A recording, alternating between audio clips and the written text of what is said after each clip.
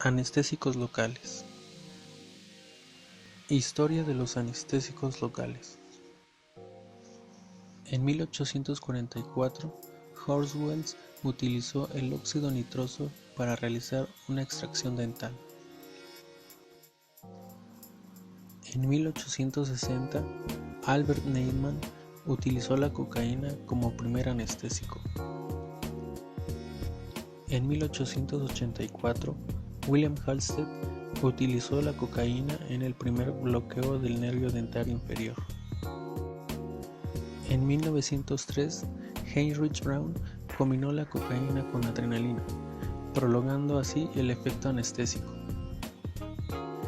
En 1904, Alfred Einhorn sintetizó la procaína. En 1948, Neil Lofgren sintetizó la lidocaína y recomendó su uso en odontología. La anestesia local es la pérdida de la sensación en una zona específica del cuerpo, la cual tiene como objetivo bloquear el estímulo doloroso para que éste no se propague de las terminaciones nerviosas hacia el sistema nervioso central. En la estructura química de los anestésicos locales podemos encontrar que están constituidos por un núcleo aromático lipófilo y por un polo amino hidrófilo, unidos mediante una cadena intermedia, sea una amida o un éster. En la clasificación de los anestésicos locales vamos a encontrar dos grupos. El primero corresponde al grupo de los ésteres. Estos prácticamente no se utilizan en la actualidad, por la menor duración de su efecto y por producir más fenómenos alérgicos que los del grupo amidas. Dentro del grupo de los ésteres vamos a encontrar los derivados del ácido benzoico y del ácido aminobenzoico. Corresponden al ácido benzoico lo que es cocaína, pimperocaína, exilocaína, y dentro del ácido aminobenzoico encontramos procaína, clorprocaína, benzocaína y tetracaína. Los anestésicos locales del grupo amidas presentan múltiples ventajas respecto a los del grupo éster, sobre todo una menor incidencia de efectos secundarios. Dentro del grupo de los anestésicos locales amidas vamos a encontrar los derivados del ácido acético, lidocaína al 2% con o sin vasoconstrictor, teniendo como dosis máxima de 300 a 400 miligramos.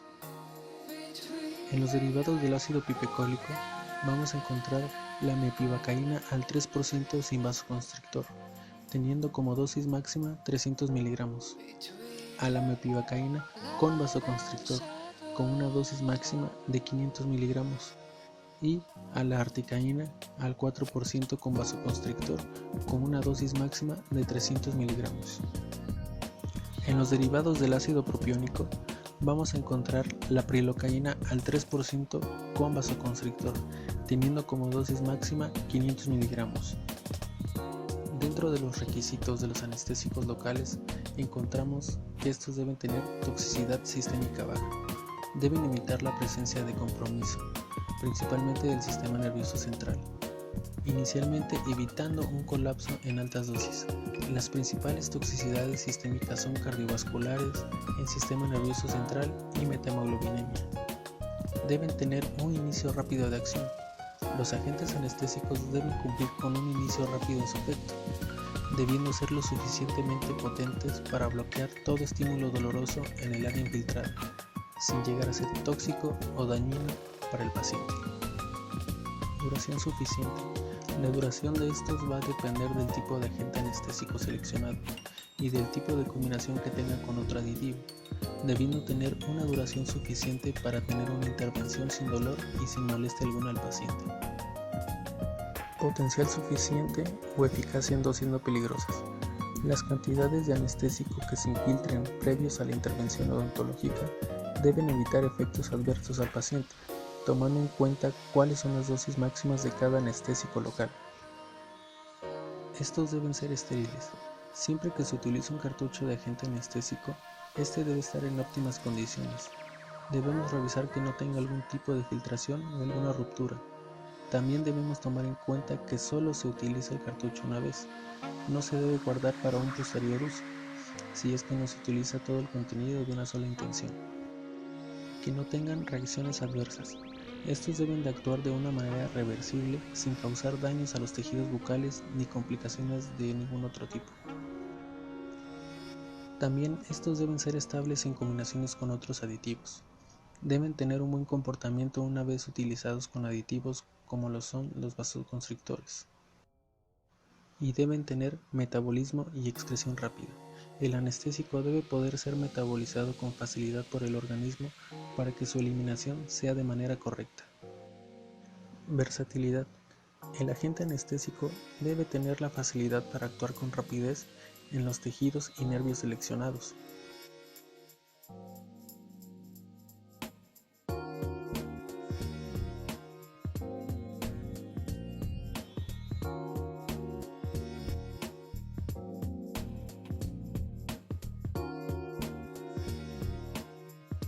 Pasos del anestésico local.